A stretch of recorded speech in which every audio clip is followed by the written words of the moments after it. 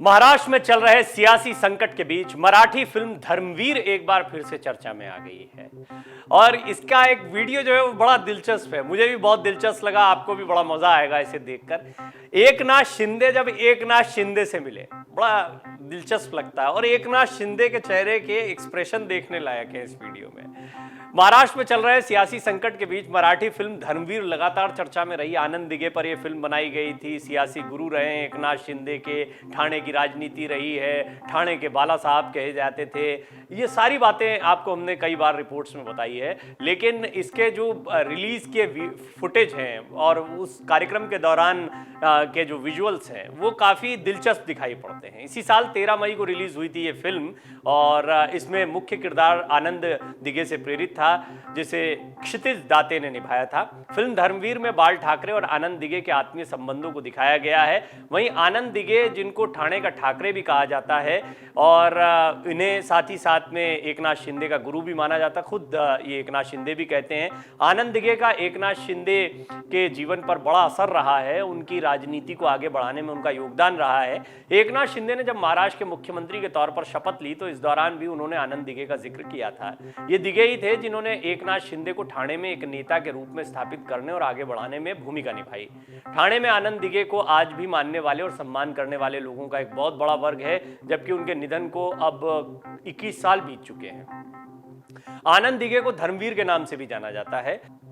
अब ये अचानक से याद क्यों आया? दरअसल याद इसलिए आया क्योंकि इस फिल्म में ही एक अभिनेता ने एकनाथ शिंदे का भी रोल निभाया है। इसमें तमाम लोगों को दिखाया गया है, क्योंकि ये जब फिल्म निश्चित तौर पर आनंद दिघे पर बन रही है तो जितने भी शिवसेना के बड़े चेहरे रहे थे वो इस फिल्म में दिखाई देते हैं।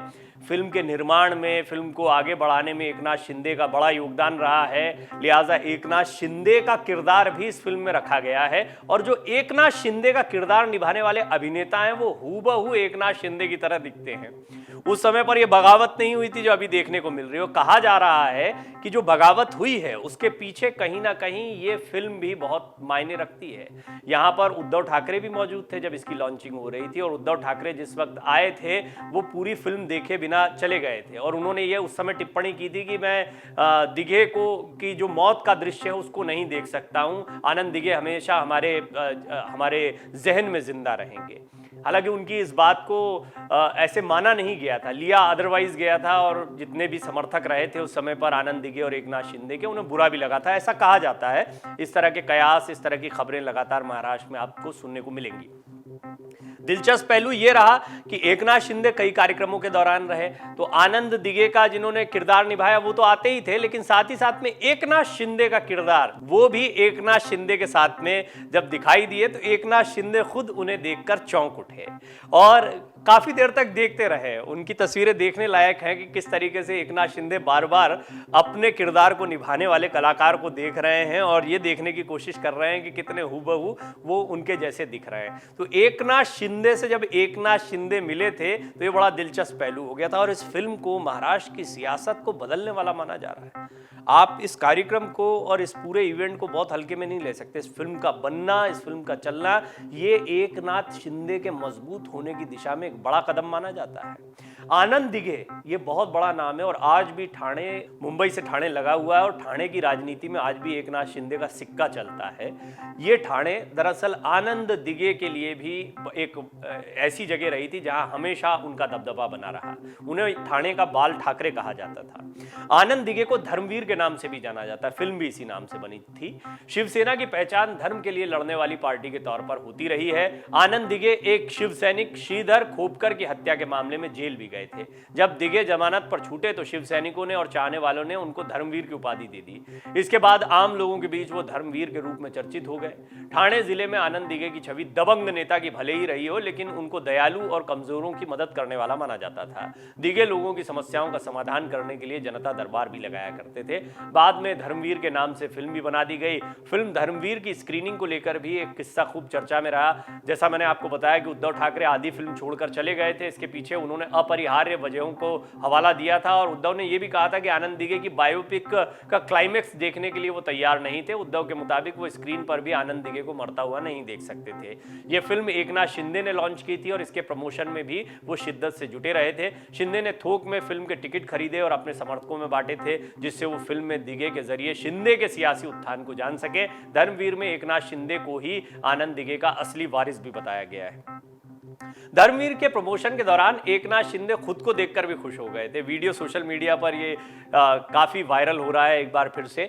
अगस्त 2001 में आनंद दिघे का निधन हो गया था। अगस्त 2001 में गणेशोत्सव के दौरान आनंद दिघे की कार का एक्सीडेंट हो गया था, जिसके बाद इलाज के दौरान ठाणे के सुनीति देवी सिंघानिया हॉस्पिटल में उन्हें ले जाया गया था और ट्रीटमेंट के दौरान 26 अगस्त 2001 को हार्ट अटैक से उनकी मृत्यु हो गई थी। हालांकि उनकी मौत को लेकर कई सवाल उठे थे। शिव सैनिक उनकी असमय मौत को स्वीकार नहीं कर सके थे। इसके बाद गुस्साए शिव सैनिकों ने पूरे अस्पताल को फूंक दिया था।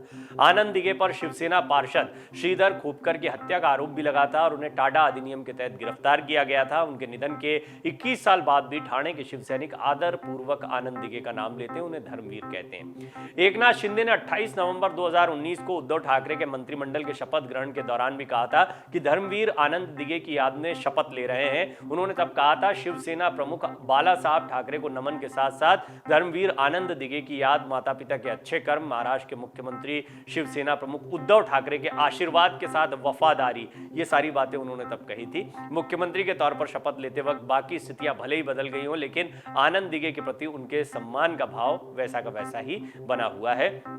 आनंद दिघे की बात करें तो उनका जन्म 27 जनवरी 1952 को हुआ था। घर ठाणे के टेंभी नाका इलाके में है। इस क्षेत्र में बाल ठाकरे की बैठकें होती थी। युवा आनंद दिघे बाला साहब की सभाओं में शामिल होते थे। आनंद दिघे और एकनाथ शिंदे के करीबी संबंध थे। अब ये फिल्म में जो आप एकनाथ शिंदे के साथ एकनाथ शिंदे को देख रहे हैं, ये इसलिए आया क्योंकि आनंद दिघे के जीवन में भी एकनाथ शिंदे बहुत महत्वपूर्ण है। जैसे बाल ठाकरे के लिए आनंद दिघे एक ताकत बन गए थे ठाणे में, वैसे ही ठाणे में आनंद दिघे के लिए एकनाथ शिंदे भी एक ताकत बने।